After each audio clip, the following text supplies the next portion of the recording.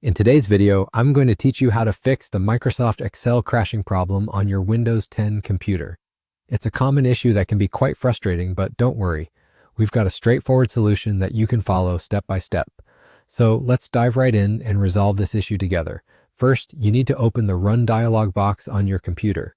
You can do this easily by pressing the Windows and R keys simultaneously on your keyboard. If you find this a bit tricky, there's an alternative route. Go to your search menu, type Run, and you'll see the Run app. You can open it from there.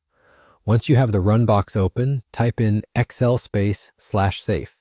That's Excel followed by the space key and then /safe.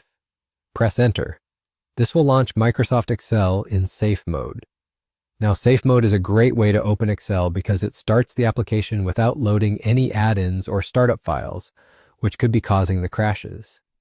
Once Excel is open in safe mode, head over to the File menu at the top left corner of your screen. Click on Options from the menu that appears. In the Excel Options window, look to your left and you'll find the Add-ins section. Click on that. Now here's an essential part. You'll see a Manage box at the bottom of this window. Select COM Add-ins from the drop-down menu there. Once you've selected that, click the Go button next to it. A new window will pop up displaying all your installed add-ins. To troubleshoot, we're going to disable these. Simply uncheck all the options you see, then click OK. After you've disabled the add-ins, close this Excel window. We're going to move on to the next step, which involves the Run box once again.